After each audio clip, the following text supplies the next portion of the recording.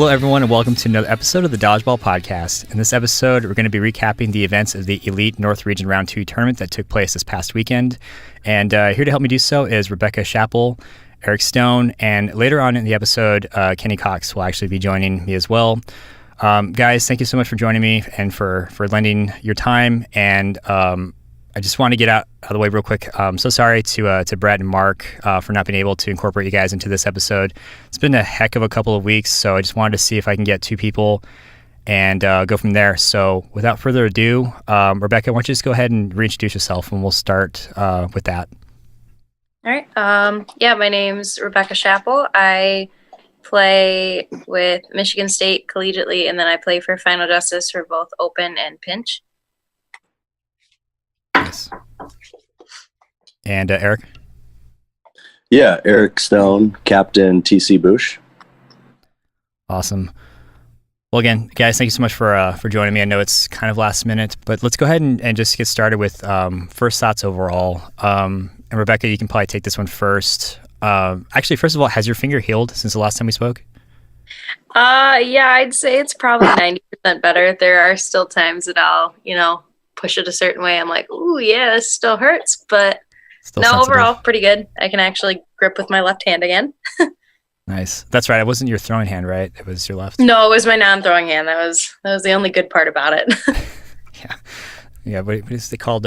Silver lining, or I forgot what the other saying was, but well, good. 90% is definitely good. I don't know if you can see my finger, but it's never healed from when I broke it 4 years ago. Oh, yeah. So hopefully yours can straighten. But let's go ahead and go and start with your thoughts overall with round 2 versus round 1. What were some of the bigger, I guess, differences that you recollect from previous? Well, besides the fact that it was ungodly hot in that gym all day, I would say there was definitely, between looking at the teams, there's definitely a lot more team chemistry that you could see, and teams were moving a lot more fluidly versus, that round 1 shaking off the rust. Everybody's learning how to play with each other again because not all these teams practice all year round, where everything seemed to be a little more fast paced and a little more put together on the court, I should say. And it definitely seemed to be filled with a lot more challenges than round 1. Gotcha. It's funny you mentioned heat because that was a huge deal with the West. I don't know if you're following some of the posts, but I guess it was like just super humid, and they didn't have AC because it's Oregon. They don't need it. But heat really played a factor. Where was this round located at? It was in Chicago, but it was like 92 that day, and the AC wasn't really working, so it was well over 80 in that gym, I want to say. Is that normal for Chicago? No. Huh. So you guys are having like a bit of a heat wave then? Yeah, I guess so, you could say. Crazy. Yeah, when I think north, I'm just thinking you guys maybe barely get over 70. But that's, oh no, we'll get above that, but I wouldn't say going in the 90s for a few consecutive days in a row was normal for us. Gotcha. Eric, I don't know how it is for you guys up there, but Yeah, no, it's we don't have snow. That's for sure. The snow is all done for the year. It's not bad. But yeah, it's been actually pretty hot. But yeah, it maybe breaks 100 maybe a couple times in the summer. That's about it. Gotcha. You guys aren't in the land of perpetual winter like I think. oh yeah, no. Gotcha. Cool. So it sounds like teams showed up ready to play. Less cobwebs shake off. Eric, how would you kind of recap the difference between round 1 and round 2? Sure. Well, I would say for us, round 1, you're always really nervous going into the first round. At least I was. I mean, we had put some practice in, but hadn't practiced as much as we had previously. But we still had kind of our same roster, so I felt confident about that. We've got a lot of experience playing together, but there's always, just going into that first round, it's like, okay, I could see us winning it all. I could also see us being just 2 and done and just totally flopping. So we ended up finishing 3rd in round 1, which we felt really good about. And I think for us, we in round robin, we ended up round robin undefeated, top seed. And I think we just went a little too hard in round robin. We were relying way too much on Jeremy Meadows. He just brings a lot of 8.5 experience to our team. He's got a really strong throw. And I mean, we basically just worked off of him all of round robin in round one, and it was working great. But then we ended up getting to elimination, and, you know, he was starting to get tired. Body was starting to cramp up. So we were able to adjust this round and kind of, you know, give him a little bit of a rest, you know, more often in round robin, kind of rely on some other guys like Jeremy Bizzle, DeMonte, Derek throwing from the middle, and not just kind of putting everything on Jeremy Meadows. And then also too, just not putting such a big focus on what seed we get. Because if you remember from round one, you know, Dynasty, they end up winning it all, but I think they went into elimination with the 7th seed. And I mean, Task Force is notorious for that too. They'll, I mean, not really flop in round robin, but they'll, you know, be kind of a mediocre seed, you know, kind of in the middle somewhere. And then they always end up, you know, battling for the championship, or at least end up in the top 3. So that was a big takeaway that we took from round one. I guess just as far as our team goes, just not really focusing so much on round robin, just trying to get the chemistry going, but not really, you know, trying so hard to, you know, we got to get that top seed. Gotcha. That. And then, like you said, kind of sharing the wealth, you know, not letting Jeremy Meadows take on the brunt of your guys' like offense. For sure. I'm guessing he's more of an offensive player. Oh yeah, absolutely. Yeah. He's got a great arm. Really great arm. I think he kind of helped us just historically kind of get over the hump in 8.5 and kind of get us going. When we picked him up a couple of years ago, he just brought a lot of 8.5 experience to our team. Gotcha. And obviously the bigger difference is you guys took first. So, and I think you put that in the notes here. You finally won a North round. So yeah, man, congrats. That feels good.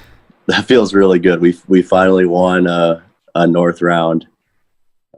It's been, you know, the guys have put so much work into this, and we started in 2015, the 2015 season, as a team, and we still have, you know, basically the core of that team is still here as well. So we've all been, you know, trying for this year after year. So it feels really good, just personally being the captain, and then just feels really good for, you know, to see the other guys succeed too. And Gotcha. Just finally get it. You know, it's not an easy thing to do, to win a round in any region, especially in the North. There's a lot of great players here, and each season the teams get better, and there's usually new players coming in from the NCDA who are really good. And so it gets harder and harder to do, but yeah, it feels really good to finally get it. For sure. And real quick, DeMonte Cleveland, is he a new addition to Boosh, or was he there for round one? He was there for round one. He joined us last season. Okay. So he's still pretty new then. Yep. Okay, cool. And then Rebecca, you're kind of nodding your head when you said a lot of NCDA talent coming through. Were there any new teams that came, or were all these teams that were previously part of round one? Who haven't heard about Notorious yet. Notorious is all NCDA guys, and this was a lot of their first times playing in Elite. I know Mike Riley, Wes Peters obviously played on Kraken before, and Grant Weber had come to Nationals in Boston last year and substituted on a team. But I mean, like Kyle Bruce, Nick Kazergian, Austin Breggy, all those guys, this is like their first real time in Elite. So for them to come out and in round one win pinch was absolutely phenomenal for those guys to actually like adjust to the rules that quickly and be able to play that well, because I know those guys are obviously very strong pinch players. Like that's what we all have been playing each other against in the NCDA for 5 years now. But see those guys come out and still have dominating performances, and again, you know, have them be in the championship for pinch in round two. Those guys are going to be really good. It's going to be scary to watch these guys the next few years. But I was also kind of nodding my head to when Eric said, and, talking about how they started in like 2015 and coming to see them now. I actually had mentioned that when I was watching you guys playing the championship to Kenny. We were sitting there on the sidelines, and I said, I remember one of your first tournaments you guys came out. It was like Grand Rapids in like 2015 or 2016. Yep, yeah, Grand Rapids round 1, 2015. And our first match was versus Final Justice too. Yeah, I remember that. And I remember I felt so bad because I didn't realize you guys were new, and Charlie had I think Charlie reached over the line to grab a ball, and I screamed at him that he couldn't do that. And he came up apologizing. He's like, "I'm new. I don't know what's happening." I was like, "Oh no, I'm so sorry." But yeah, no, I was saying it's been amazing to see how you guys went from playing in 2015 to how much a force you guys are with everything now in the North, and all the improvement you guys have made as a team was just incredible. Yeah, I really appreciate that. Yeah, actually, my very first time playing Elite was at the first Nationals in Vegas in 2014 on Pick Me Up, and I played for Zephyr. And that was probably my second or third time ever playing 8.5 rubber. Wow. It was fun. I had a good time. And then it was around that time that I met Cody and Charlie. We started Boosh, and then we joined Elite. And I remember that match, and actually just the other day I was looking through some old footage from that first round, and I remember we played you guys our very first match, and I can't remember who was throwing at me, but I ended up splitting my finger wide open in that very first match. And so I was gone that whole round. I tried to play a little bit of the next match versus Corruption, but I ended up going to the hospital, and I got 6 stitches, and I just totally split the webbing of my finger open trying to block a ball. Jeez. That was my introduction to the North. I had never known stitches. That, dude. Yeah. I want to make a post on the Boosh page and put some of those old games up, or at least our highlight reel from that round, and then put a picture of my hand up with it. It's pretty gnarly though. The webbing was torn. I could see inside my hand. That's kind of cool, but ew, at the same time. I'm holding. Yeah, I want to get it out there, but then I'm a little hesitant too, because it is pretty gory. Do it. Just warn people. It's pretty bad. Not as bad as I think there was somebody split their hand open out west last weekend. Or for round 2 out west, I heard. Was it Faisal? I think Faisal split his hand open. Faisal. I don't think I know that name. For what team is he on? Jeez. I'm trying to check Facebook real quick to see if I just asked Kevin if Kevin knew who it was that was throwing that split your finger open or your hand open, but he doesn't remember either. Oh yeah. I'll have to look at the footage and see. I don't know his name. Yeah, I was gonna say our team's changed a lot since then. So. Right. Split hands or fingers. That. Yeah, I'm holding the webbing in my palms. Don't ever do that to me. No, yeah, you're please no. Yeah, please just stay attached. Well, I guess. Did you find out? No, did you find out who it was? No. I was just gonna say, I think part of it was because I always used so much chalk, because we were primarily 7-inch foam players, so we just would use a lot of chalk because you don't tape up your fingers for playing foam, really. So my hand was just so dry. That be a lesson then to the chalk users tore easily. So getting back to round 2 real quick, I was looking at the pictures and I didn't see Charlie on there. Is he no longer with you guys, Eric, or? Nope. So Charlie abruptly decided to join the military. He is in basic training for the Army currently. When did he? Do you know when he started? I think just a few weeks ago he shipped off. Crazy. Yeah, it was pretty abrupt. He was looking to do something different with his life and decided to join the Army. That's crazy. So, that's a very Charlie thing though, to just impulsively just go jump into something though. So it kind of makes sense if you know Charlie. It's not as strange as it might sound. Is he going to come back with like an Army elite team? Just like yeah, maybe tactical strategy. Right. That's funny. The Commandos. Yeah. Just a crack. He's going to assemble a crack team of the Columbia players. Heights Commandos. Is that an actual team for the NCDA or what? Columbia Heights Commandos, or did you guys make that up? Or Oh no! Oh no! I just made that up. Oh, okay. He lives in Columbia Heights, which is a suburb of Minneapolis. That does sound like a pretty baller name, though. Yeah, that's convincing. I thought that's like an NCDA, local school or something. I was like, that's a cool name. Well, good I'll for have him. to mention that to him that he needs to start recruiting for the Columbia Heights Commandos. Yeah, just don't even give him a choice. Like, this is the team that you are captaining now. You have to make it happen. No, but that was kind of an abrupt thing. As a captain of a team, he's been a solid player for us, and a lot of the stuff he does on the court doesn't necessarily show up in the stats, but he's just a huge support for us and comes up with really good catches and has made some really big plays for us over the years. So I was pretty nervous about losing him and filling that spot. But it ended up working out okay. But we've lost him for the elite season and then for the UDC too. So we've got Josh Kerbel coming in and joining us for the UDC, and then picked up Jeremy Bizzle, who played with us back in 2015, and then he'll be with us for the rest of this season for elite. He's Gotcha. sneaky. He is. He's very sneaky.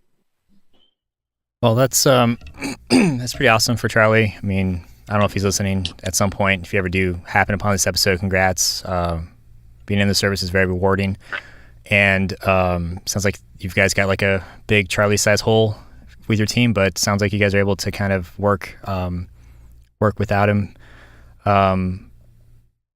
Speaking of teams, and maybe you can start this one, Rebecca. Do you were there any teams that kind of just stood out from this past weekend that I don't want to say like impressed you, but they're just like, oh wow, like this is a great team to notice for round 3? Or I would definitely say Blitz still had a strong showing, and they impressed me again. I would also like to say Rogue, especially without them like having Paige, since Paige got hurt in like one of her first games. Their pickup of Andy definitely improved them a lot, and I think if Andy comes out for round 3 with them, Rogue's going to be a really tough team to play against. Just in general, like they're going to be a good team to watch for round 3. Paige got injured during round robin? Yeah, I had gone up to her toward the end of the day to ask her what happened. Somebody had told me. She said in one of her first games, she like hurt her thumb really bad. She had it all taped up, and she said she tried to pick up the ball and she couldn't even pick it up. So I'm hoping you feel better, Paige, if you listen to this. But yeah, definitely. When does do you guys know when round 3 is? June 30th, right? Yeah. What? That's like in 2 weeks. 30th of June? Oh no, I'm dumb. June. I thought you said June 3rd for some reason. I was like, that's yeah, no, that's right Saturday. away. Or that's Sunday. Okay, 3-0, Steve. Come on now. Well, hopefully that's enough time for her to recover. Whatever happened, that's you don't want to see. Never want to see a player go down, especially during a tournament. But aside from Rogue picking up Andy, what else did you notice? I just happen to like. Are you talking specifically on Rogue or just in general? Just in general. I noticed a lot of teams, honestly, like I had said earlier when you wanted that recap, a lot of teams seem to be playing within each other's heads more, where like teammates would know what the other teammate's doing, so that they'd have like somebody would go to throw a counter really quick and they'd have another teammate up to cover them really quick with pressure. Or they could set, like there were a lot of team throws that seemed to happen very fluidly for teams anymore. And I know just watching like, especially in open, whenever there'd be like a 4-ball with burden scenario, you'd see a lot of these team throws getting set up and things like that, where stuff would just like teams wouldn't even have to communicate essentially. Gotcha. And if that keeps going that way for round three is just going to be so fast paced. It's going to be crazy. Just fast paced, efficient. Everything's tightened up, and they're ready to start playing. Oh yeah.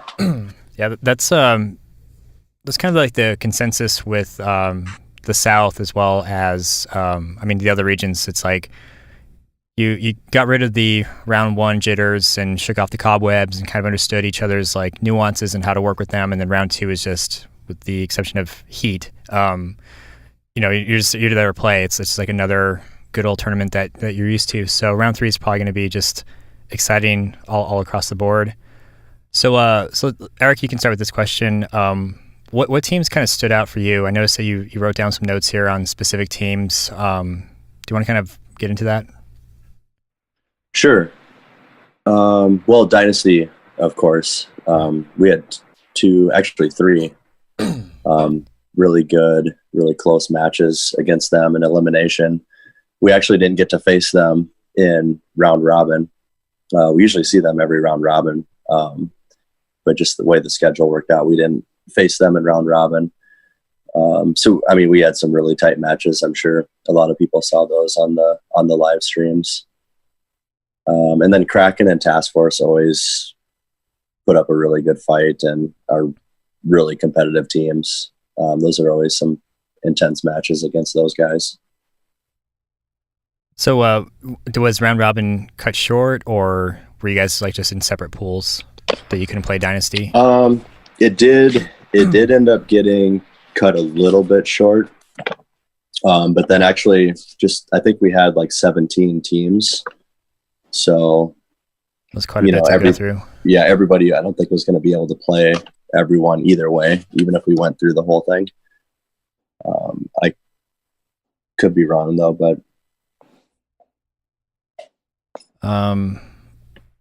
it got cut a little bit short. Yeah, I know. I think we didn't get to play you in either round, Eric. Yeah, we never got to play each other. Yep. How would that have gone down? If you guys want to take that question. I can tell you what, if it was pinch, we would definitely have been dominated. It would have been a challenge in both divisions. I'll say that. I honestly don't think I could tell you who like a clear winner would be. I think Open would be a pretty good match. Open would be a really good match. Yeah. That actually reminds me. So, Kenny played with you on Final Justice for Open, right, Rebecca? Yes, and pinch. So did he, kind of an unfair question, I guess, but did he really help you guys with Open, or because obviously he's going to help any team with pinch, like he's a freaking monster, but for Open, what was it like playing with him? Honestly, playing with Kenny for Open definitely still had a huge advantage for us. I mean, that guy knows the game more than pretty much anybody I think I've ever seen play the actual sport of dodgeball. So having Kenny on our team, there would be times where we'd mess up a play or something and he'd remember it and talk to us afterward like, hey, in this scenario, think about doing it this way next time. And he'd always, remind us, hey guys, I have more years under my belt with this than pretty much all you guys. Nice. So he's like, I know the sport. And I mean, it's hard not to listen to that guy. He definitely knows what he's doing. And like you said, in pinch, he's an absolute monster, but even in open, his open throw and how he can place throws in open and make a catch and everything like that it was definitely really beneficial for us. Nice. And did he play with you guys for round one, or was it just round two so far? No, he was actually in Europe during our round one, but he was at round two and he'll be back for round three. Okay. That's what I thought. I remember because I saw him at round two. I was like, that has to be the first time. I don't remember seeing him from round one, but cool. So he's able to add some West Coast, for lack of better words, perspective and just some experience to you guys for Open. It sounds like that was very, very helpful. I didn't want to cut you guys off. You guys are kind of saying like maybe if you played against each other, it would have been, it could be anybody's game pretty much. That was kind of the consensus between you two. Yeah, I think so. I conceded that we would get dominated in pinch, though. I wasn't going to use the word dominated. I think that with pinch, having Kenny and Kevin and our new rookie Peyton, like with those thrower power arms. It's like those guys are pretty unstoppable when they have a ball in their hands at pinch. It's pretty ridiculous. All I can say is I'm glad I play with them. Not against them, for sure. Yeah. I wanted to ask about Mafia, only because I remember somebody mentioning Mafia, and there's like some kind of, not some like backhanded comment, but like, ugh, Mafia. And I think that was more because there's always a Mafia that plays. Does that sound familiar at all, Rebecca? Was that from our previous conversation? So Mafia does, Mafia wasn't at round 1, but they were there for rounds 1, 2, and 3 last year, and they didn't make it to nationals. There were also a bunch of NCDA kids from the Ohio region. But yeah, no, I think I'd like to say, and hopefully they don't get offended by me saying this, but they're definitely more of a pinch team, because coming from the NCDA, that's pretty much all we played.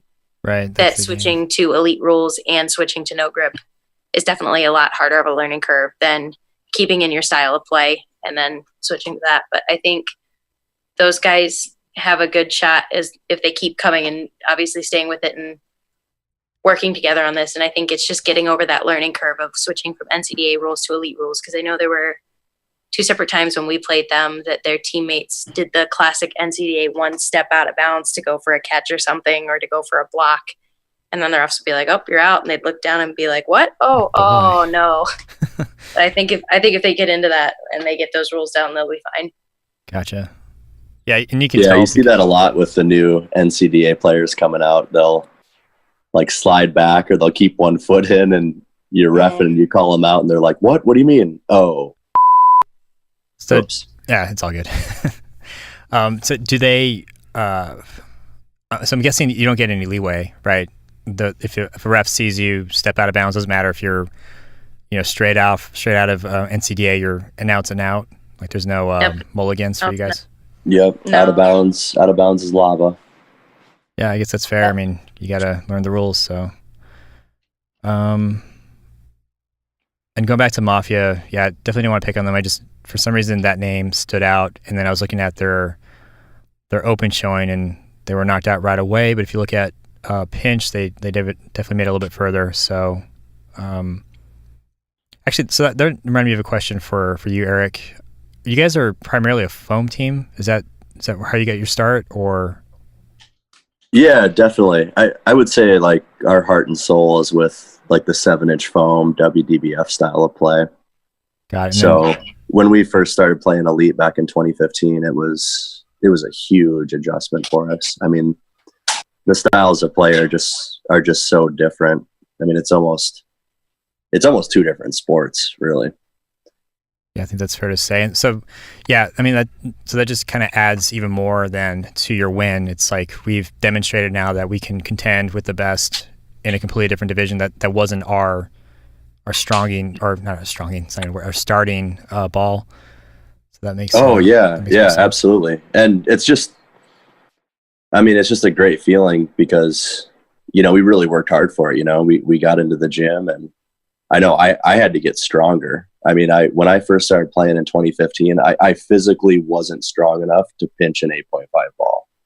Like I physically couldn't do it. And so it was just the realization that, okay, I'm going to have to get in the gym. I'm going to have to get stronger in order to play this game.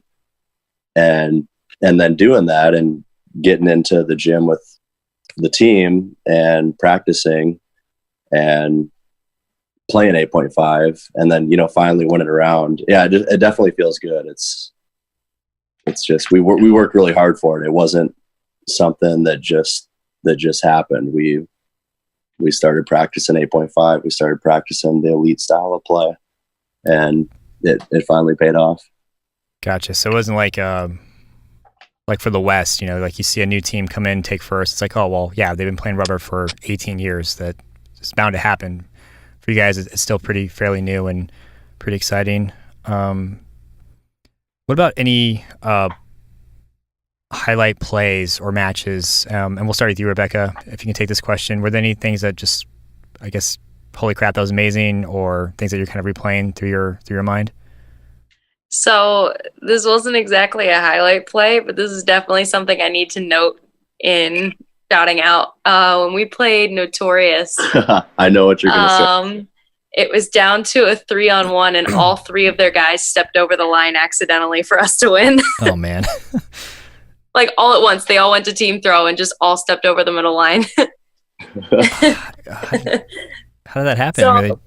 wasn't exactly a highlight play, but they just lost track of where the line was, and all three ran up and went like a full like step over the line.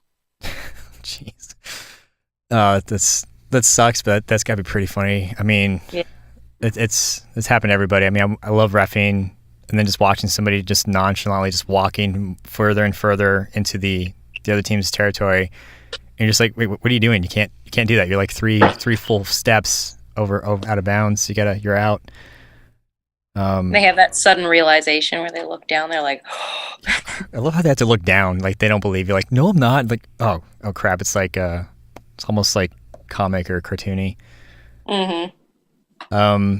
Other than that, I would say a definite highlight play was Jeff Starr with the Gamecocks had a nice triple kill and then immediately followed with the game-winning catch. So you take out 4 people? It was a 4-on-2 scenario against the has-beens. Hit the one guy off the shoulder, bounced across the court, hit the other guy off the opposite shoulder, and then bounced off the third guy's back, went into the ground. And right as they did that, the 4th player left on has-beens threw at Jeff, and he made the catch. Dang, how hard did he throw that ball to get 3 people? It honestly, when you watch the video of it, it looks like something out of like pinball. Like it was just like ping ping, and then like it floats to the last person's back and then like floats up and everybody kind of watches it, not realizing that was like what was happening, because those 3 knew that they had just gotten hit and they were turning around. The 4th person was like, yeah, I'm going to throw it. I forget who the 4th person was that threw, but it was just like a very pinball-esque motion. I wonder if that guy knew that he just lost his whole team, like before he threw that ball. Maybe he would have been a little more conservative with it, or I don't know. Maybe, but I think at the same time they had their clock winding down, so they had to make the throw either way. And never mind the fact that his whole team's gone. Never mind the fact that his whole team just got pinballed. Well, I haven't seen any triples in my lifetime, so that's pretty awesome. Did you have any catch that, Eric, or what's that? Did you happen to catch that play, or? No.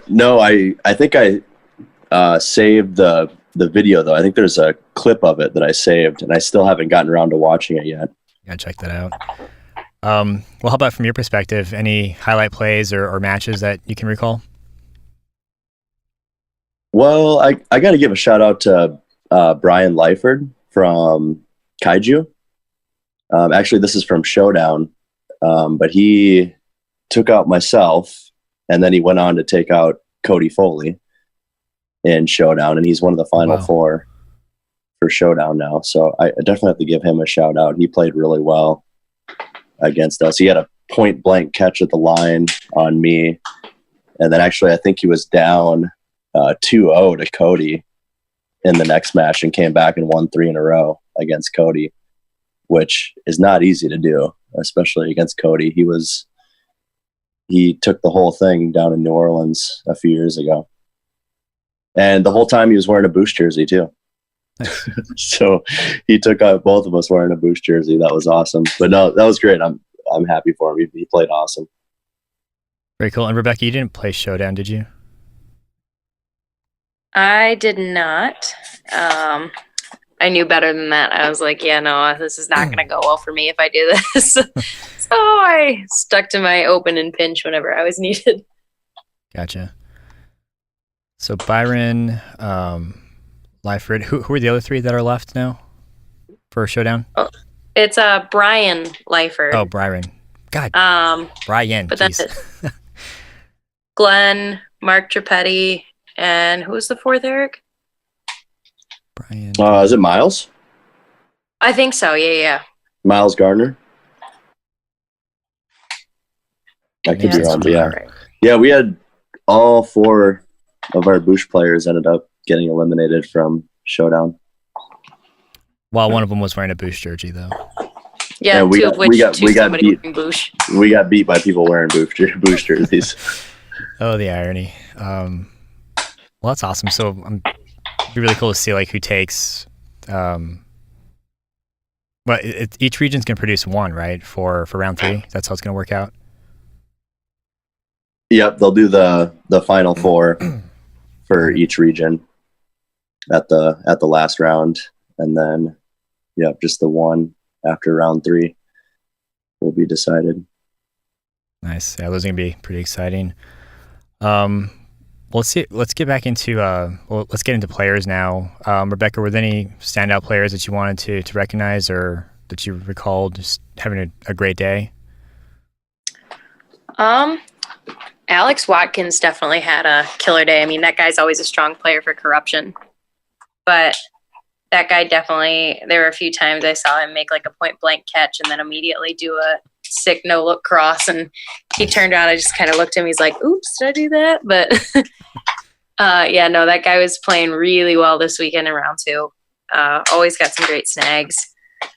Other than that, I think Connor Klopich, something like that for Kraken. Having him back, he's always a really strong player for them. So I think the fact that nobody saw him in round 1 and him coming in round 2 and just having this solid cannon of an arm again just kind of reminded you like, oh, hey, Kraken has yet another strong arm, He did really well with them again, too. Saw him make a couple snags, saw him have a couple really good hits. As always, really solid player. Nice. How about you, Eric? Who'd you notice? I was going to give a shout out to Isaac Moras from my team. He came up with some really, really big catches and some really big spots against Dynasty, and just throughout the day, he came up with some really clutch catches for us. And then I would say our team MVP was DeMonte Cleveland. He had a really solid tournament, just scoring some big outs and some big spots for us. The biggest of which was the 1v2 he had versus Dynasty in the final. That was just a really, really big moment for him. He's definitely been a big part of our success.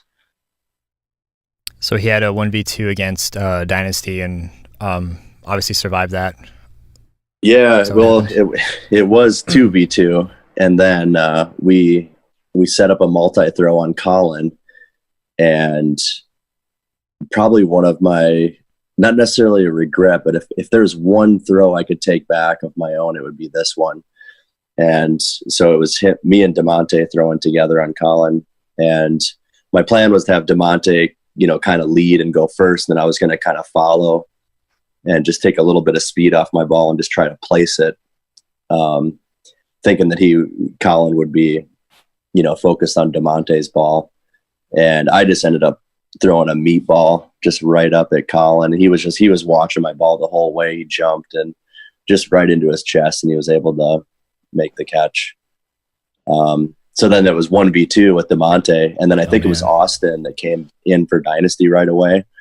And as soon as he picked up a ball, DeMonte threw at him and disarmed him. And then Colin and DeMonte had a back and forth 1v1 that DeMonte finally ended up winning. And Colin almost made an amazing catch too to finish it, but it just hit the ground before he was able to control it. That's gotta be scary. Yeah, no, it was a really big moment. Sorry. Oh, I was just gonna say that series between that catch from Colin, that hit by Cleveland on Morley was actually super fast. I remember watching that up in the stands and being like, wait, I don't even think he was in yet. And it was just, he had it so perfectly timed that Morley took both his feet had just planted and he reached down for the ball. And as he did, I mean, you're not even thinking that ball is going to come right there, that he steps in and just right into him. It was a perfect throw by him. That's awesome. So perfect throw, perfect call. I mean, you definitely want to get him when he's not fully expecting it, especially so he can't, work with Colin and double team you. So that's sounds like it was a heck of a a chance that I won't say a chance he took, but just a great shot and very strategic and very obviously very successful. Was this the final match, or do you know what that was in the series? Oh, that's a good question. I know it was the finals. I think that was game one of the second series. Yep. So yeah, they had to beat us twice. So that they beat us the first match, and then that was the second match, and the first game, I believe, of the second match. I think that's up right. Yeah. Man, sounds like a pivotal game. Eric, you might be able to help me out with this. I think it was against Notorious in pinch finals and not you guys in open finals that Kenny Bacchus made that really sick, like point blank hip catch. It was. I know it wasn't against us. Okay, so then it was Notorious. I know it was one of the championship matches. So then it was against Notorious in pinch finals. Kenny, literally like 6 feet away, just pins it right on his hip as he's jumping backward. And it was a sick catch. I think it was a 3-on-1, brought it back to a 2-on-2. It was a really good play. Who is this that caught Kenny? No, Kenny Bacchus caught, I want to say, Eric, do you remember who it was on Notorious? I don't remember. I want to say it was, no, it wasn't Wes. I couldn't tell you. But. Gotcha. That guy's amazing, though. He's one of the biggest clutch catchers in the North, I would say. Like, when I think of clutch catchers, I think of Kenny, Swat, Isaac. Like, he definitely comes to mind when it comes to just really key catches. Oh, yeah. I agree. Nice. Yeah, we kind of glossed over pinch because I definitely was able to get into more of that with Kenny Cox, but were there any other standout players or teams that you wanted to bring up, Rebecca, aside from that one play? In pinch? Right, in pinch. I would say, I mean, I don't remember how far they went, but from talking to this new team that they just started, Saginaw Cardinal Sins, it was their first round together, and it was, again, a bunch of, these were old NCDA alum who had never played Elite before, and from what I remember, they actually fared pretty well in their first pinch tournament. They made a couple clutch plays, clutch catches. I think those guys, if they work together again for round 3, will be really good. Yeah, it looks like you guys took them out of the tournament in the redemption bracket or losers bracket. I hear different names for it, but that's cool. So they're a brand new team then that came from NCDA alum, you said? Yeah. Nice. So they had come from Kenny Mize and Joe McCumber from Ohio Legacy. They branched off and made their own Saginaw team. And they brought in a bunch of old NCDA kids. If I remember correctly, they're all Saginaw kids, and then one of the old MSU captains. But they did pretty well once they got the hang of the rules and everything. Open definitely was their time where they shook off all their rust from not playing together and learned the hard boundary. The hard boundary was the hardest thing for them, from what I remember hearing. Right. Yeah, it's an adjustment. How about you, Eric? Anything that you noticed from pinch maybe that wasn't brought up while we were covering open? The Dynasty Notorious matches are really exciting. I think if you want to see some pretty exciting dodgeball, check that pinch final out. It's a lot of fun watching it live too, because they all have these kind of histories together from the NCDA, and that all kind of comes out, and they start jawing at each other, and like it just gets really intense, and just the power behind the throws too is just unreal too, and they play so fast paced too. It's almost like a 7-inch foam type speed of the game, but with 8.5 rubber. Wow! So you've got like this really fast paced game with, the huge hits of 8.5 rubber. It's satisfying. I've just really enjoyed watching those guys go at it, Dynasty and Notorious and Kraken. Either of those three teams playing each other in pinch is always really exciting to watch. Gotcha. Trying to see how you guys fare down here. Doesn't look too bad though. I mean, you guys beat Nemesis. Was that a pretty good team? Nemesis. This is in pinch? Yeah, in pinch. It looks like they seeded 14. Kind of a weird question to ask, like, hey, is that a good team? And then, puts you on the spot. But just for my own ignorance, have they been around for a while, or I was like... I think Rebecca would probably know them. So they've been around a little bit more, but they did only play pinch with 5 players. That's Benny's. Oh, that's right. Oh, 2 scoops. Yeah, they do have a couple young kids on their team.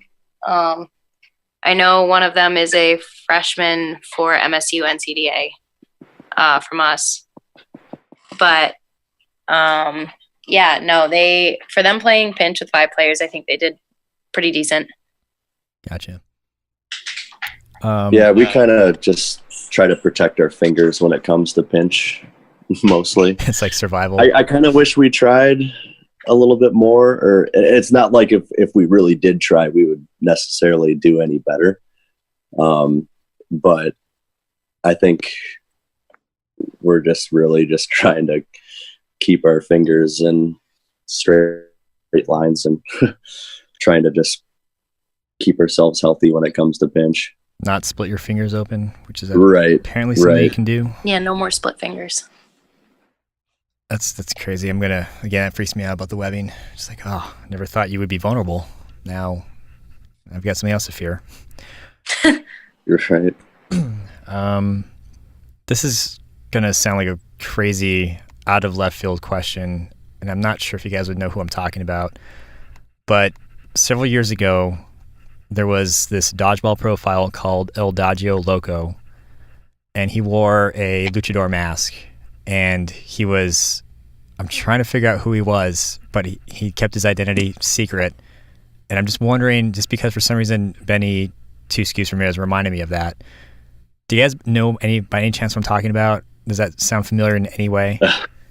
I have no clue, but that is the greatest thing I think I've ever heard. Oh, man. Yeah, I'm going to have to search this right now. I have no idea what you're talking about. I haven't seen this, but... This is going to be a segue, but when I ran Tucson Dodgeball, we had a similar version. He was called Masquera Fatale, and he was Serge Ferrari's cousin, and he would make these vignettes calling me out in full luchador garb, and I would respond back, and we would just have these like YouTube battles against each other, and it was hysterical. And then just out of nowhere, here comes El Dodgio Loco, and he's talking massive smack to Luis, and then this other guy in Phoenix who was also starting to wear a luchador mask, EB Dominguez, who I played with on Titan a couple years ago, started responding like, hey, who is this guy? And he just, it was hysterical. And I got to find out who he is. And it's one of those things that, it's been in the back of my mind for a long time, but for some reason, something just triggered it right now. And now the hunt begins. He's out there, and I wonder if it's Benny, but... Are you thinking it's Benny? Benny shows up in a full luchador garb to round 3. I just now made that like connection, like like that conspiracy guy with the pictures and like the red threads. I just now thought of like, what if it's Benny, because he used to talk so he wears much. all the Dragon Ball stuff to throw us off. Maybe throw us off the trail, but he was a pinch player, and I'm pretty sure he came from NCDA, and so now it's starting. The trail is hot again. I'm gonna. So we got a person of interest in Benny. We have a POI now. I know Benny listens to these full things too, because he was talking to me about it at round 2. Benny, this is you. You better show up at round 3. Who are you, man? Or just send us a picture of him. We would like to talk to him. Just maybe you're his friend. Maybe you're like Peter Parker, where you have like the in with Spider-Man. You're gonna get some mysterious DM tonight after you post this, and it's gonna be like a picture of somebody in the mask, and it's gonna be like, I am. It's like, I heard you're looking for me, Steve. We meet again. Oh man, we even thought about like somehow flying our guy out there to challenge him in open dodgeball. Oh man, it got crazy. And I miss that. I miss that part of having like league fun with dodgeball. But if you're listening, El Dodgio, I'm still here. I will find you. Anyway, let's get back to the actual podcast. Awesome. Well, I think that's pretty much all I had. The only other thing I wanted to end with was just shout outs. And this could be players, teams, refs in general, that you wanted to just kind of give an honorable mention to. And I guess we can start with you, Rebecca, if you have anybody.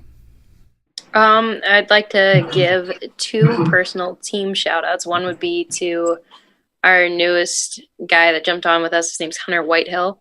He came out of the NCDA, tried to set up practices with us the 2 weeks before to make sure he'd learn the game and actually, Nice. be beneficial to knowing everything, the ins and outs of it. And it definitely was helpful for us. So shout out Hunter.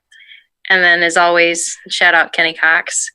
That dude's amazing just for flying out to even play with us. And then, of course, he's a social butterfly where he was out helping everybody with everything, helping ref wherever there was a ref needed, helping to establish what a call would be, even if he wasn't supposed to be a ref. He'd walk out and say, what he saw, or making sure that everything was set up. So definitely shout out to Kenny. Other than that, yeah everybody did a really great job reffing, coordinating everything. Everything I thought ran smoothly. Kenny's all right. What did I call him in the group chat? A psycho? And you're like, you called him a psycho, and I said, awesome. I think you mean awesome. Yeah, I stand corrected. How about you, Eric? Definitely want to give a shout out to Colin O'Brien and Tony Stumpo. They are regional directors in training for Elite North. So Colin did a great job with the schedule, and Tony and Colin were working really closely with Glenn to make the round run smoothly and kind of get everything together, which it seemed like it ran really smooth. Those guys were doing a really great job. Real quick, yeah, regional directors in training. So basically, they'll be hosting and running Northern regional elite tournaments then, or? Well, right now they're working with Glenn because Glenn is our regional director in the North, or our North rep basically for Elite. Gotcha. And so I, don't really know what the future holds, but I just know that Colin and Tony are in training right now to help out and get more involved on the administrative side of things. That's awesome. Yeah. That's very cool. Yeah, it's really cool. Otherwise, I guess just everyone in the North, all the teams, it's just a great region. And, I had some time this week to look over some old footage and just remembered what it was like when we first came out and how intimidating it is to come out to your first elite round. And just everyone in the North has just always been really gracious and welcoming. And so it's just really cool seeing new teams come out and just trying to offer them that, that same respect and grace, like we were shown when we first came out. So yeah, just big shout out to my teammates and everyone in the North. It's been a great run. Good stuff. Very cool. Well, again, thank you guys again so much for hopping on. It's been a crazy week. I keep saying that, but appreciate you with the quick turnaround too, and being able to spend your late evening times with me. But definitely looking forward to seeing what happens during round 3 for all regions. And yeah, I'll just leave it at that. So thanks, guys. Thanks. Thanks, Steve. Appreciate it. Cool. And we'll end the interview there. So. Alrighty, so that was basically the open version. Thank you so much, Rebecca and Eric, for helping me out with that. Now we're going to go ahead and get right into Pinch with Kenny Dodgefather Cox. Alrighty, so for this part of the interview, or recap rather, I was fortunate to get, hopefully no stranger to the podcast, Kenny Dodgefather Cox. Actually, Kenny, do people still call you Dodgefather? Is that something that I just won't let go of? No, I think people still do, Okay. and it's kind of endearing. I don't identify by it primarily, but it's always fun when someone calls me that. I feel like it's people who maybe don't know me as well and kind of know me only by that moniker versus people who know me really closely who just call me Kenny.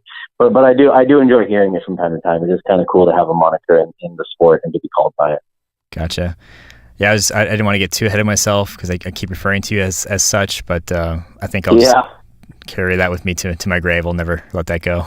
I love it. But well, the reason why I wanted to have you on here was because unfortunately I missed an opportunity to recap the West round 2 with you. But then I found out that you went to the North, and I kind of want to ask, just off the bat, why'd you do that?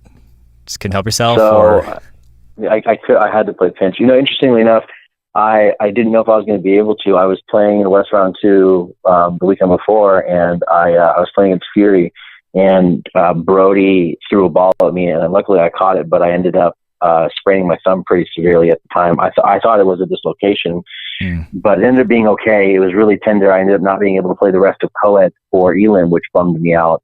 We took 4th, and I think we could have done better had I been able to stay in. But yeah, I was worried about it going into pinch because obviously, pinch and open both put a lot of stress on your thumb, but pinch especially depending on how you hold the ball. And so I had to baby it for the past week, and luckily it held up through pinch. Once the adrenaline kicks in, you kind of don't care anymore. I definitely felt it afterwards, but it was okay at the time being. But yeah, I had to play pinch. I haven't played it in a while. I was supposed to go to round 1, but I was traveling at the time, so I couldn't. I'll be there for round 3, and if I'm going to play dodgeball, I want to play the type of dodgeball that I genuinely enjoy. And there's just this adrenaline rush I get when I play pinch, and nothing else can satiate that need. No, not open, not co-ed, not nesting, nothing. So I had to go out there. Plus, the people in the North are genuinely probably the nicest region that I've ever had the pleasure of playing dodgeball in. And it's an awesome environment to play in, and I really like everybody. So it's nice to go out there and see old friends. Gotcha. And I can't help myself for being a total nerd here, but it sounds like the North called and you answered. For any Game of Thrones fans out there, they did. Nice. Yeah, I'm the Warden of the North. Decided that he would call me to come out and play. No, I played pinch with Kevin from Final Justice and Nationals, and he messaged me a while after that and said, "Hey, do you want to come and play in the North?" And I said, "Hell yeah, I want to go play pinch in the North." And it was funny when I went to the North and I met all the people from the teams that I knew. They kept asking me like, "Well, why did you show up to play pinch in the North?" And I said, "Because someone asked me." And they said, "You mean we could have just asked you to come play pinch in the North and you would have played?" So yeah, it's pinch. Absolutely, I would have. It's like, so anyway, it was nice to see all my friends again. But yeah, Kevin bugged me to come out and play, and I can make it work this year financially and with my work schedule. And so I decided to take the plunge, and it's an absolute blast. I love playing in the North. The people there are so nice. Yeah, so I wanted, before we actually get into pinch, I did want to ask, how does the North differ with like open? I guess if kind of just like a generic like open play versus open in the West. Can you kind of talk to that a little bit before we get into pinch? Yeah, one of the things I really enjoy when I get to go to other regions is I really enjoy watching their play style, and I think the one thing that the West has in spades is discipline, and that's probably the best word that I can use for it. When you play open in the West, when you play teams like Doom and teams like Rise, you need discipline, because if you don't, they'll eat you up and spit you out. And, when I played for Final Justice, a lot of them, it was only their second elite tournament ever. And none of them were used to the kind of flow of an elite tournament. And so when I started to introduce some of the concepts behind how we play dodgeball in the West, it makes a big difference. And I noticed that a lot of the teams in the North, it feels like open is the redheaded stepchild to pinch, and pinch is really why they really come to play dodgeball. And you notice it too. A lot of teams that don't perform well in open, tend to want to quote unquote get their revenge in pinch by outperforming. And so it's interesting to see the difference in the level of discipline in teams when it comes to open in the North versus in the West. It's nice to be able to bring that discipline to the North and help teams do better by showing them kind of how we play in the West. Even though it's a little bit slower, I still think it's really interesting to watch the difference. Do you feel like there's any resistance to adapting I don't want to say like the West style, heaven forbid we try to take ownership of that, but do you feel like when you try to introduce discipline and maybe slowing the game down a little bit to Northern players, are they open to that, or are they against it, or what's their take on that? Depends. If I feel like the teams that are more geared towards pinch don't care, and the teams that are more geared towards being better teams overall and trying to be better at all ball styles in all divisions do care. Really good example of this. Look at a team like TC Boosh. I think you're gonna talk to Eric later on. or maybe earlier before this, but they won Open for the first time ever in the North, and they had been fighting for years for that position. And I mean, they earned it, to be honest with you. After watching them play through Open, the discipline was there, the teamwork was there. Cody and Eric are amazing corners. Jeremy did work for them. Derek Johnson is a catching monster. And that discipline is what won them that division. They all have individual skill, but when you put it together with the discipline that they've learned working together for as long as they have, that is why they were as successful as they were, and they absolutely earned that medal. So nice. I think that teams that are open to learning it will get better at all ball styles, but a lot of teams that go there, they primarily go there for pinch, and Open is just kind of the fun thing to do beforehand, and it kind of warms them up. But once pinch starts, you see their true colors start to show, and they really start to get into it, and you start to see their competitive spirit come out. So teams that don't care about Open in the first place, or are only there because it's pinch and it's competitive, they're not really that open to picking up, the slow, methodical style that the West typically plays. But those teams that want to do better all ball styles, and Boosh is a great example of it, will eventually adapt and need to learn it, because, we haven't found anything more effective when you look at, championships won or success overall in the game than the style that we tend to primarily focus on in the West. I'm not saying any of the region doesn't have it, but just we tend to focus on it the most, and we tend to have the most experience doing it because we've done it for the longest amount of time, and we have a lot of high-level caliber teams, Rise, Doom, etc. So I think that we're forced to play that style, whereas in the North, you can kind of get away with not taking it seriously and then taking pinch seriously, because that's where people tend to enjoy more. Gotcha. Yeah. And one final question before we actually do get into pinch. You mentioned TC Boosh stepping up and taking it. Were there any other teams that you just like, whoa, I cannot wait to see these guys battle, in nationals for Open? Were there any teams that stuck out for you that you saw? To be honest with you, I would love to see Kraken get farther than they get. Dynasty is a solid team all around in terms of pinch and Open. I mean, we know they're champions in pinch, and they earn that right. In Open, they're also incredibly talented, but I feel like Kraken has a lot more to give and a lot more room to grow, and I really want to see them reach that potential. I mean, Mark Trippetti is a monster. Kelvin is a monster. All those guys have a lot of talent, and I want them to just put it together and execute on it. And I think that they could easily be a contender for a medal, not only at nationals, but especially in the North, So I would love to see those guys make it really far. They're all really nice guys as well. Dynasty's always been solid, but Kraken's my kind of quote unquote underdog. Even though they're known as the top team in the North, I still feel like they're an underdog for Open, and I'd really like to see them get farther than they did. Nice. Well, it's going to be exciting nationals, just with everything taking place with all these regions and whatnot. Love all these worlds colliding. It's awesome to watch. Yeah. Cool. Well, let's go ahead and get into pinch. Start with what team you played for. I don't even think we covered that yet. Yeah, so I actually got invited to play for Final Justice. Interestingly enough, the first round, the round that I couldn't make, they actually seeded first going into Elam in pinch. And the roster that I played with, my understanding is a lot of these guys, it was their second Elite tournament ever when I played with them. And so the style that Elite plays with hard lines and with the other types of rules are still relatively foreign to them, including the pacing of the games. But they tend to pick it up pretty fast. We actually did surprisingly well in Open, given that it was easy to coach these guys. And then in pinch, we actually did pretty well as well. I think we ended up fourth. We lost to Kraken in the losers semis, but it was a hard-fought match, and those guys have a lot of talent and a lot of skill, and they have a lot of potential. I think they just need more experience. Kevin is the captain of Final Justice. Dude is a beast on the court. He single-handedly took us through one of our Elam matches, like 1v4, and he was a big arm for the team alongside myself, and it really helped to have someone who is more of a veteran of Elite on my side. And then we had Becca on the team as well, who's Kevin's girlfriend, and she was a monster with the catching, and she also has a gun on her too. Most people don't realize. So it was great to have some people with experience there to help us coach some of the newer players. But I think coming back into round 3 will make an even stronger presence known in Open and in pitch, which will be really, really exciting. Nice. And you said, is this Kevin Bailey? Kevin Wynn. Kevin Wynn. Okay. Yeah, Kevin Wynn. Yeah. I always joke to Bailey about Dynasty. I give him a hard time about it. But Kevin and I played pinch nationals with OGs. A couple of guys from Notorious who won the last round of pinch. and play second this round. And then a couple of other guys from miscellaneous teams, and then Kevin and I, and we kind of connected after that. And he invited me to come play for his team in the North. And I said, sure, absolutely, I'd love to play pinch. Nice. And was that where you had your guttural let's pinch moment, or was that a different? Yeah. Yeah, I'm never gonna forget and that. I had the same moment in the North. I don't know if they caught it on camera because I know some of the cameras died, but I had that moment during one of the games where I blew somebody up, and I just turned to my team and I was like, "Let's pinch!"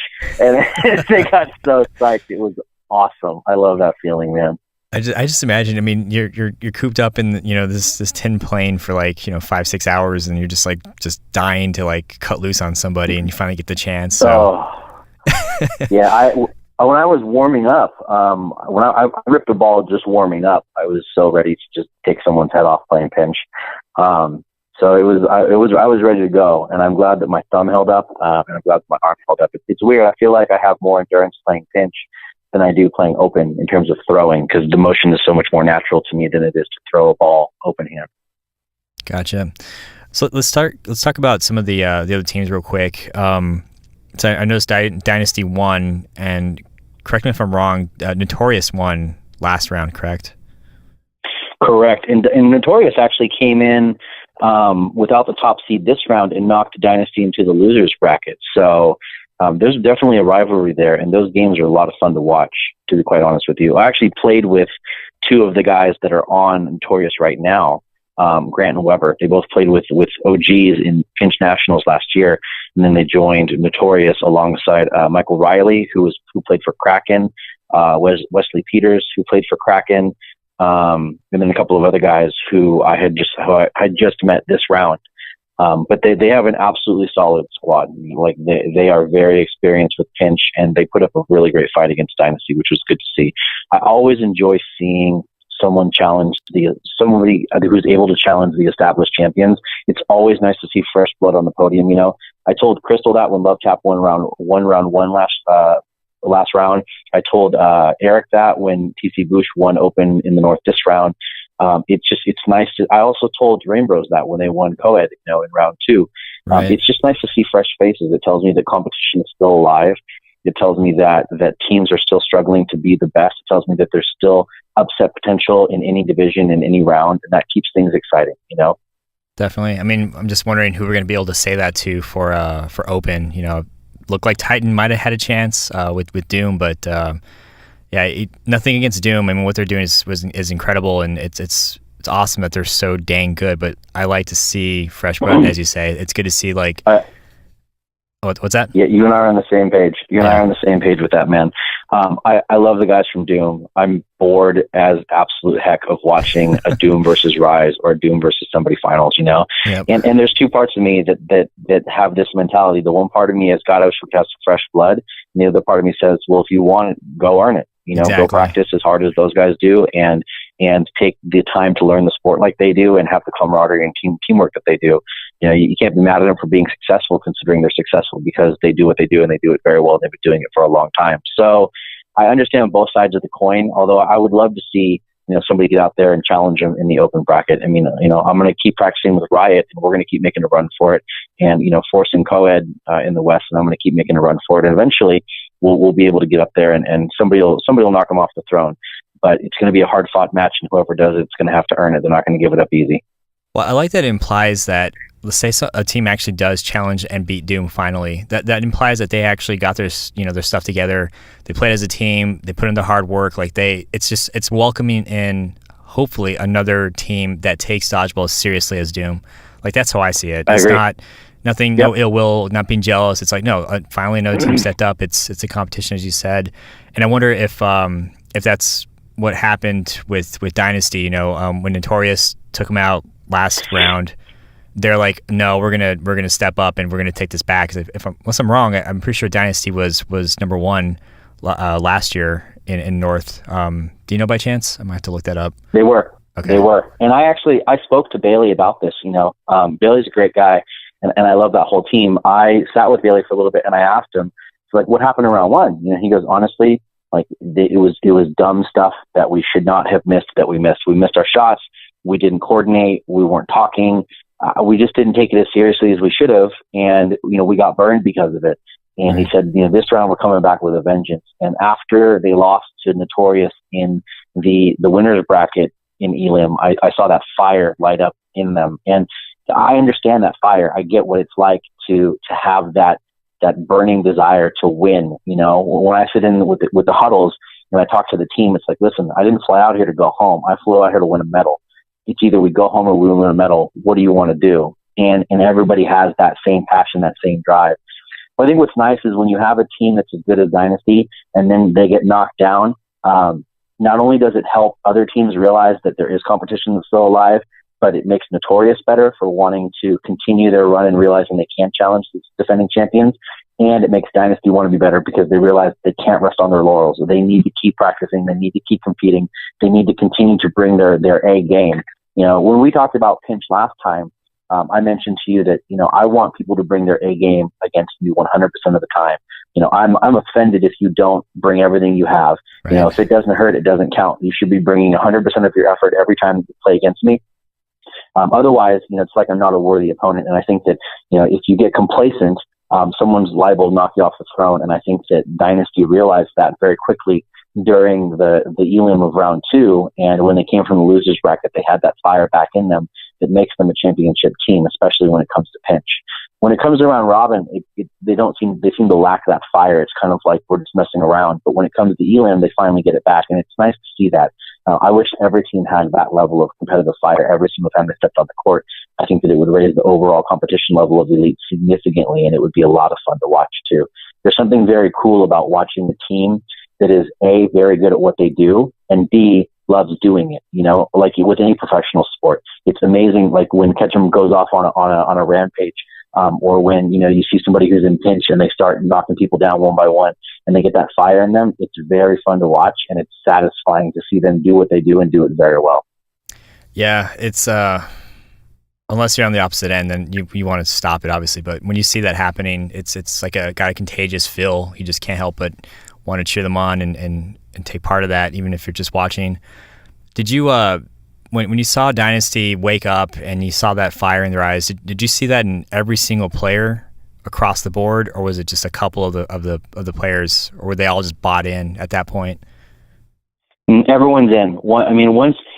I think that they have an understanding, because they all played college together too. I think they have an understanding that if you're not in and if you're not on the same level as all of us, then you're out. And I don't think anybody on that team wants to be out. They understand that they have the chemistry, they have the experience, they have the necessary skills to win in any circumstance, including nationals and NCDA, which are two of the most competitive pinch areas in the entire country and probably the world, because I don't think anybody else plays 8.5 pinch. But they know that they have it, and they know that if you want to stay on the team, that you need to continue to exhibit the same level of tenacity and ferocity that they do. And it's once it clicks for all of them, which is great to see.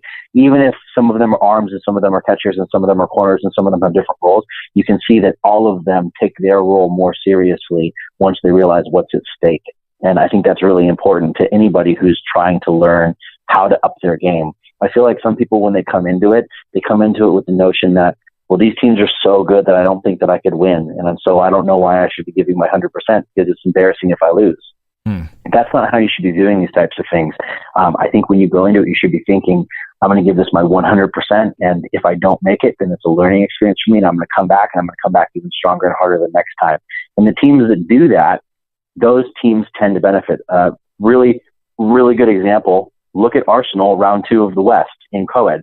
They've been fighting for a top co-ed spot for a long years. And it finally started to gel for them, and they ended up taking 3rd. I mean, hats off to them, Same thing with the teams in the North. I feel like those teams that are getting introduced to Elite are either going to flame out because they don't like the competition, or they're going to figure out that they need to step it up, and you're going to have a higher level of competition.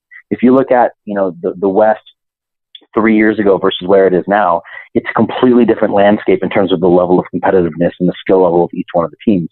If you go to the North and you look at the competitiveness of the teams now versus when I went to the North about 3 or 4 years ago with Task Force, it is night and day in terms of the quality of the teams and the level of play that they play at. And I think that's going to be important for the sport going forward as well, especially if we want to put it on the international stage and have people actually want to watch it. Yeah, I was going to say, I don't want to phrase this as like upsets, but from my limited knowledge of the North, I'm surprised that I don't see Task Force higher in the brackets because I'm so used to seeing them. And as you said, it's the difference between night and day. Dynasty to me I can only recall Dynasty from like a couple years ago at best. Yep. Kraken's fairly new, if I understand correctly. Notorious is I think new as of this year. New Yep. team, same or maybe experienced players, but just looking at some of these other teams that I just remember hearing about, I'm surprised that they didn't go further. And it's not a diss to them by any means. It's like you said, things are changing. Were there any other teams like that you were kind of expecting to do better, I guess, or that kind of shocked you when they exited? Yeah. I never, ever want to count out Task Force. I have a soft spot in my heart for those guys because I've actually played for Task Force. I won my very first elite medals in pinch and open with Task Force a couple of years ago when I went to the North to first play with Glenn. And so I always have a soft spot for that team. And they've always been solid. And it's tough to see them not place first or second when they compete in open and in pinch because I know that they're incredibly solid teams in both of those divisions. Ironically enough, when we played them in pinch, we lost to them in round robin, very close 2-1 down to the last person. And we beat them in Elim to end up knocking them out of the tournament. That's how we took fourth in pinch. So to see them not perform as well as I hope that they do is kind of a double-edged sword because on one hand, I'm competing against them. So, I want them to perform their best, but I still want to beat them.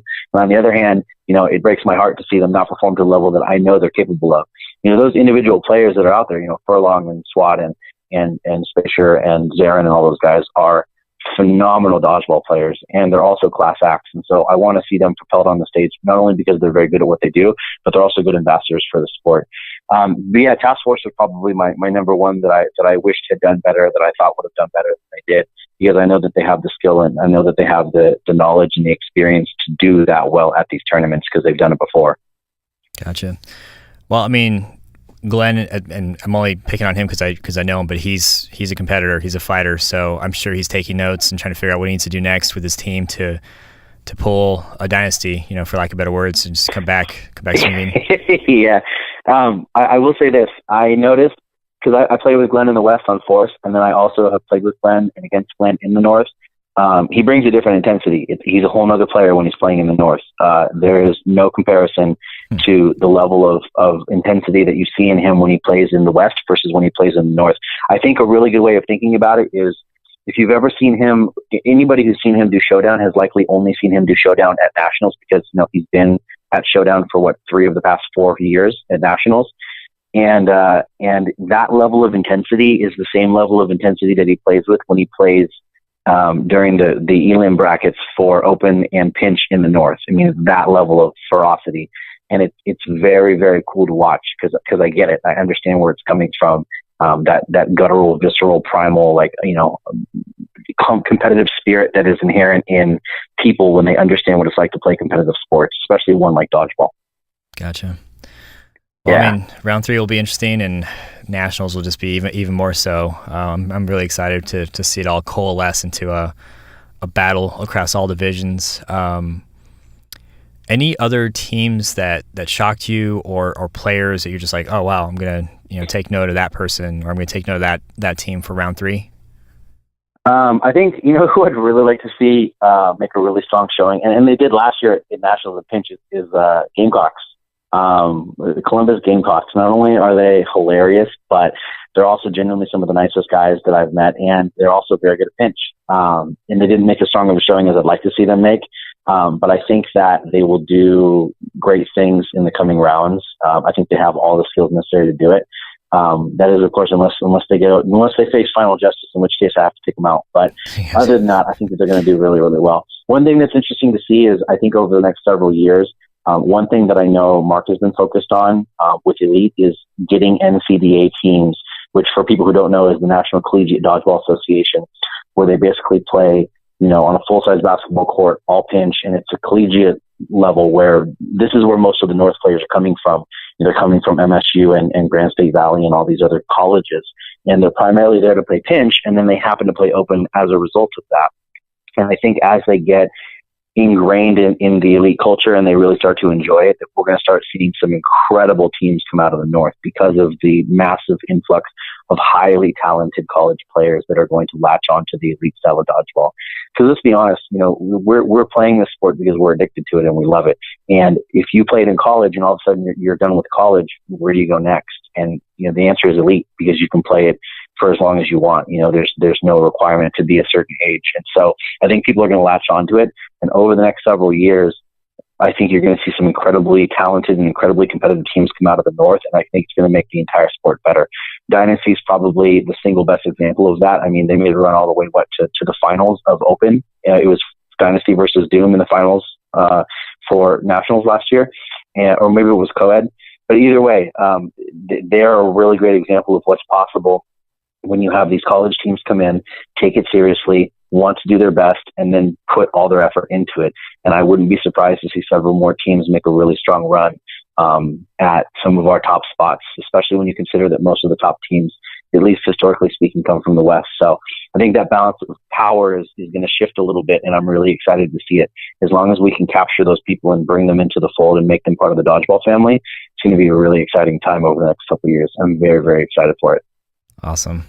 Well put. I agree 100%. Just more growth, more competition. I don't want to put you in my category, but especially for us older guys, we want to see something left behind that's powerful. So, well, cool, man. I mean, I could talk dodgeball with you for, I think, what was our run time last time? Like an hour and a half, hour 45. Yeah, and I could have kept going. So I'll in the interest of time, because we probably have another hour with the open division. Let's go ahead and cut there, unless you have any last minute shout outs or alibis that you wanted to get out before. Alibis are like that. To anybody in the North who's listening to this, I just want to shout out them for being probably the nicest region and the most genuine region in all of elite dodgeball. They're genuinely some of the most down to earth, best guys that I know. And it's awesome to see them come out there and take the sport seriously. And for all those teams that may be listening to this, whether you're an NCDA team or you're just starting your elite career and you're kind of getting your feet under you, I know that the rule set's a little bit different than people may be used to, but I guarantee you that if you stick with it, this will become one of the best, most competitive, addictive leagues that you ever play in. And so we welcome all those people to the Dodgeball family, and we're looking forward to seeing them compete at nationals and compete at the rounds in elite and spread the word to their friends so that we can make this a national sport and put it to the level that it deserves. I want to see dodgeball in the Olympics, and I think that we're going to get there as long as we have the support of everybody else. So keep it up. And shout out to all those guys in the North that were kind to me and that welcomed me and that were friendly to me and hospitable to me. And I always enjoy going. So I'll see you guys all in round 3. Awesome. Cool, man. Well, I appreciate your time. We'll go ahead and just end that portion there. Thanks for having me. So that was a recap of the North Region Round 2 tournament. And thank you so much, Kenny, Rebecca, and Eric, for lending me your time and input and being willing to do so on quick notice. I definitely wanted to cover round 2 before I took off, and I'm already looking forward to round 3 with you guys. Also, congrats to Dynasty for retaking Pinch and to TC Boosh for taking Open, and also huge congrats to everyone basically that has made it this far into the elite season. Can't believe we're already looking at round 3. But it's going to be amazing, especially nationals. And I've had a lot of fun re-experiencing it with those that have been part of the panels so far. It's been a blast. I will say though, and as I probably alluded to in some previous posts or the previous episode, I will be playing Army for the next 2 weeks. And with that coming up, I've unfortunately been unable to put in the same amount of time and or diligence for the last 2 episodes. And I do want to apologize for that, especially for those of you that have maybe noted I won't say like a lack of quality, but more of a rushed sense or an inability for me to make words happen. I'm not one for words, but usually I'm a little more articulate than normal. That all being said, though, I'm definitely going to enjoy the opportunity to take a 2-week break and exercise another part of my brain and live another life for a little while. However, when I return, I'll be more than happy to take this back up again and cover whatever's thrown my way, whether that's more interviews or more recaps. I'm really excited to do so. And I'll just leave it at that. So until then, enjoy your Friday evening and have the great rest of your weekend, and we'll see you soon.